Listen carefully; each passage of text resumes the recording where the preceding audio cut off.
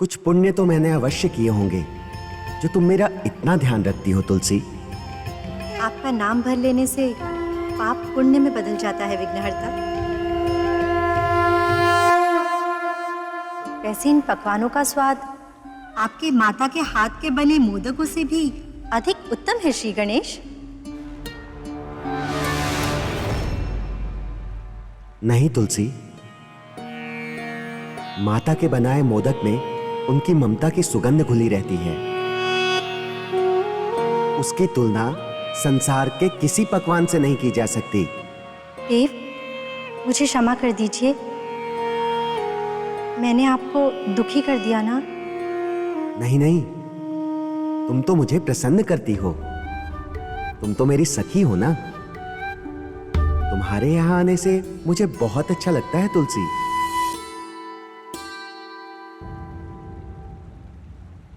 अगर ये सत्य है तो क्या आप मुझे अपनी प्रिया बनने का सौभाग्य देंगे?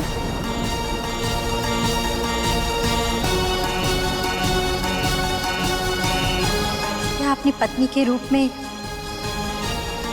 मुझे स्वीकार करेंगे मंगलमूर्ति?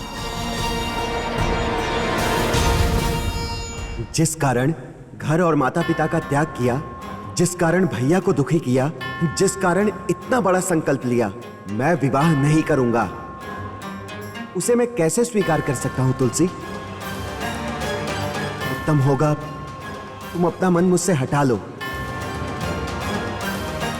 अपने योग्य कोई पुरुष ढूंढ लो।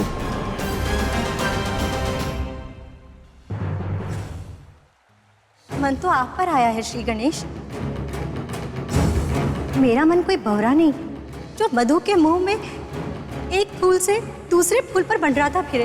तुलसी,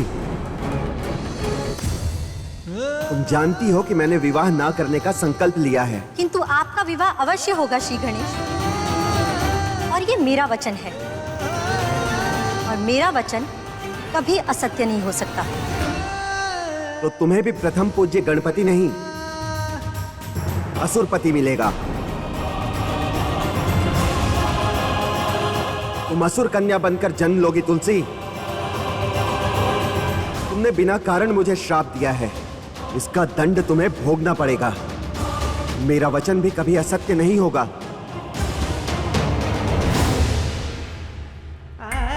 इतना भयंकर श्राप?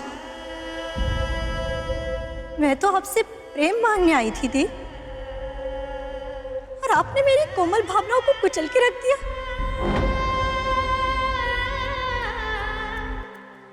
आप एक भी ब्याह नहीं करना चाहते थे ना? किंतु मेरे श्राप के कारण अब आप 2 ब्याह करेंगे। 2 पत्नियां होंगी आपकी। तुम अकारण बात को बढ़ा रही हो तुलसी। मैं तुम्हारा दिया हुआ नहीं रख सकता, इसीलिए वापस लौट आता हूं। सुनो, असुर पत्नी होने के बाद ऋषि पत्नी के श्राप से तुम पृथ्वी पर वृक्ष बन जाओगी।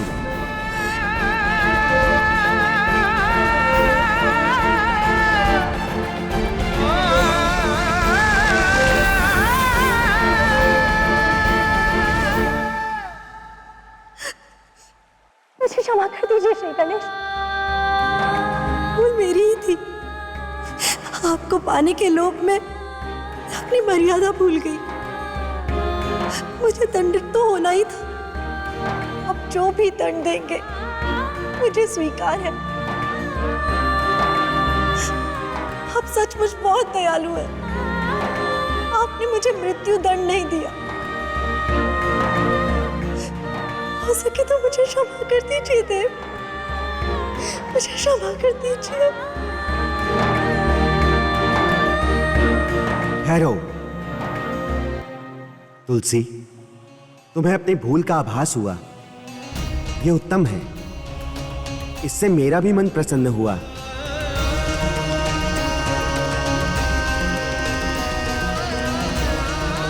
तुम वृक्ष होकर भी वनस्पति में श्रेष्ठ रहोगी, श्री हरि को प्रिय बनोगी।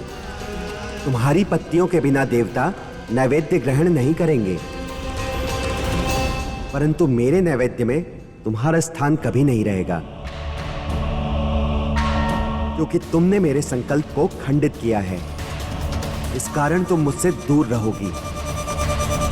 तुम्हारे स्थान पर मैं दूर्वा को स्वीकार कर प्रसन्न रहूंगा। गणेश, यदि सचमुच आपका मन प्रसन्न हुआ है तो मुझे आपकी सेवा करने की एक अवसर दीजिए, परंतु दीजिएगा जरूर, अन्यथा मैं पश्चाताप की आग में झुलसती रहूंगी।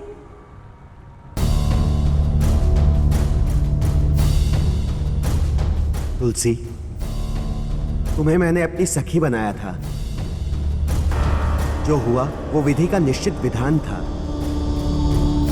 पर मेरे रहते तुम्हें पश्चाताप नहीं करना पड़ेगा। तुम्हारे विघ्न का भी अंत होगा। वर्ष में एक दिन अश्विन शुक्ल पक्ष चतुर्थी अर्थात मेरे जन्म दिवस को मैं अपना नैवेद्य तुम्हारे तुलसी दल के साथ ही स्वीकार करूंगा। अब तुम मेरे श्राप का भागी बनो तुलसी, और मैं तुम्हारे वचन की रक्षा के लिए कैलाश जाता हूं।